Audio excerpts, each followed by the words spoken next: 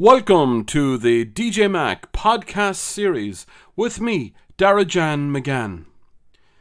This episode will be entitled Hatch, Latch and Dispatch. But before we get into it, I want to play a piece of music. A song written by legendary singer-songwriter Brian O'Reilly and featured on my very first album. Talk to you after this.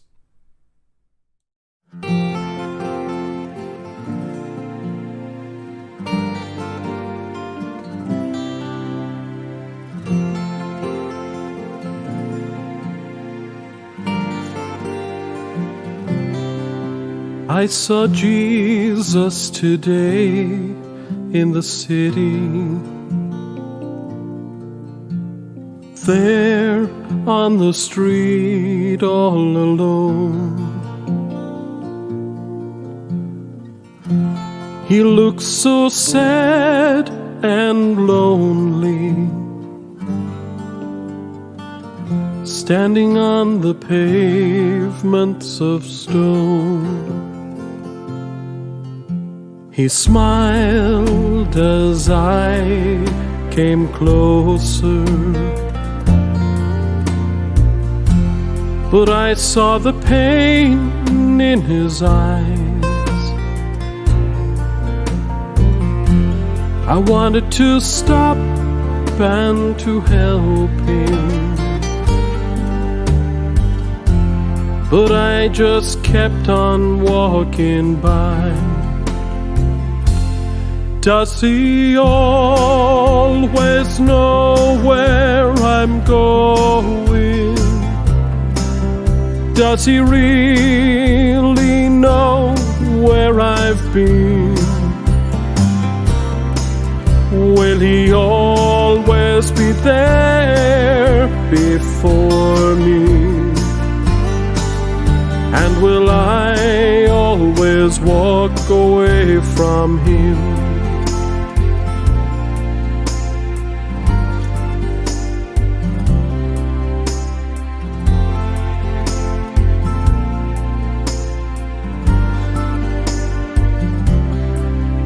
I saw him again sometime later, as I was rushing for the train. His eyes were looking straight at me, but I just turned away again. As I sit here in this bar room, the mirrored walls reflect my shame. And when the cock will crow tomorrow, I guess I'll feel the very same. Does he always know where I'm going? Does he really know where I've been? Will he always be there before me? And will I always walk away from him? Does he always know where I'm going? Does he really know where I've been? Will he always be there before me? And will I always walk away from him? And will I always walk away from him?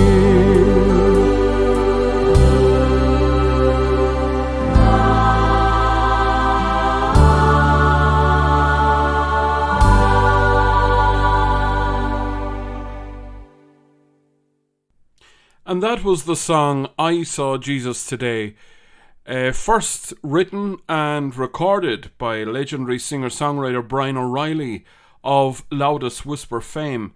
And I chose to record that for my very first album because I felt there was a deeper message in that song, that you didn't really have to be a religious believer to actually get the message, which is of helping other people. Now, I chose the title of this podcast, Hatch, Latch and Dispatch, believe it or not, from something I heard at Sunday Mass with my mother. Mum is still a rock star when it comes to faith. My own faith, well, I like to call myself more spiritual really, but she likes to go to Mass, and she hadn't been able to go to Mass obviously during COVID lockdown. But I took her to Mass and I was absolutely horrified and shocked by what the priest had to say in his homily. And I really took it as an attack on people that maybe don't attend church every week. In fact, there are many people that will only go to church maybe at Christmas or at Easter. There's some people that don't go to church at all. But does that make them less of a person? I really don't believe that it does. But in the course of his homily, he referred to what it means to be a good Christian. And he said, I quote, "To be a good Christian and a follower of God is no easy task. And unfortunately, there are many people in society that only attend for christenings, weddings and funerals, what are referred to as the hatch, the latch and the dispatch," unquote. That's what he said. Now, there may be an element of truth in that there are some people that will only go to church for a christening or a wedding or a funeral, but that's their choice. Maybe they've felt let down in the past. Maybe they feel as if, being part of a certain faith is not for them anymore. But does that make them less of a person? Last year, during the first COVID lockdown, I was invited to sing at the funeral of a friend. And to think of the vastness of the cathedral in Cove, and 8 people, just 8 people, were allowed attend this funeral. The person who had died had grandchildren. They weren't even allowed come inside the door. And yet there were a family of 8 there, joined to say goodbye to their loved one. Now, there was nothing normal about that. It's often said that in Ireland, we really do funerals very, very well. And I suppose that is very, very true, because it's oftentimes at funerals, and I've always said that why I prefer singing at funerals, is because there's an outpouring of love, there's an outpouring of consolation and support and strength. But that's there whether you're in a church or whether you're not. There are a lot of people who've chosen in recent years that when they pass, they don't want to go to a church. They might go straight to a crematorium or to their burial place at a cemetery. But that's their choice. And if that's their choice, our role in life is to respect that choice. But we're still going to be there for their loved ones. We're still going to be there for their families. To make a comment on the lines of hatch, latch and dispatch, I really personally believe is very disrespectful of the greater majority of people. I've long time held the view, and I suppose this is coming from somebody who studied to be a priest for a year, who went on to study sacred liturgy, and, would have been considered a black belt in faith. But then again, people didn't really know me as such. because I've struggled with my faith. I've struggled with my beliefs for many, many years. But I've always held the view that a person who makes a conscious decision to go to church at Christmas and maybe go out again at Easter, and they really get something out of it, well then I have greater time for those people than what I call the cross humpers. Those that are going every day or every week, and the first thing they do when they come out of church, they speak ill about somebody or they judge somebody. As a people, as a society, as a country, we have all been hurt in some shape or fashion by religion. That's not made up, that is a fact. And yet when I think back to the time of my grandparents and to my parents, the whole idea of faith was extremely important to them. But I wonder at times, was it maybe a blind faith? When I think back to the different reports that were issued regarding clerical abuse within different dioceses around the country, I can tell you that my own mother, who I would consider to be a black belt in her faith, was extremely hurt and felt extremely let down that people who were granted positions of responsibility and trust had breached that trust. And I too share that anger. I too share that frustration. And I feel that frustration because my late uncle was a missionary priest. He went off to Nigeria and served there for 13 years. He then went to America for 27 years. And I can honestly say, right up to the day he died, his passion for what he did never waned. And there are often times I say, thank God he's not around today. But then in another sense I say, it's an awful pity he's not around today, because he might be able to help the rest of us make sense of what's going on. In my house, we have something of Mother Teresa of Calcutta.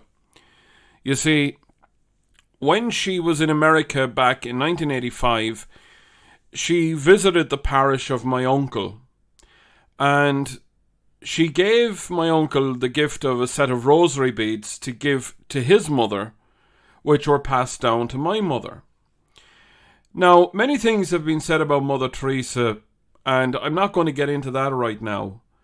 But there is a quotation that she used that I think is very valuable when I consider that title of Hatch, Latch and Dispatch. And the quotation is this: if you judge people, you have no time to love them. Now, as somebody who is a member and a proud member of the LGBTQI community, I know what it's like to be judged. I know what it's like for people to look down their nose at me. I will never forget, and it's a memory that will stay with me for a very long time. I was invited to perform at a Christmas carol service in Shandon Church in Cork City, the famous bells of Shandon. And the reverend that was holding it, he was a Protestant minister, Brian O'Rourke. He reached out and invited me, and invited so many people of the LGBTQI community to come along and get involved in a carol service. And to be welcomed with open arms was something that I will never, ever forget. Look, everybody is different. Thank goodness everybody is different. If we were all the same, life would be pretty damn boring, I can tell you that now. But everybody should be welcome. Whether you have a strong faith, a medium, a weak faith, maybe you have no faith at all. One piece of advice I will give people. If you ever get a chance to go to Lourdes, and I say this sincerely, that is where you find the real faith. And I'm not talking about Catholic faith or Christian faith. I'm talking about the faith that you find in people. I have personally witnessed so many people giving of their time freely to those who are sick, those who are infirm, those who are there for whatever reason. And they do so out of genuine love.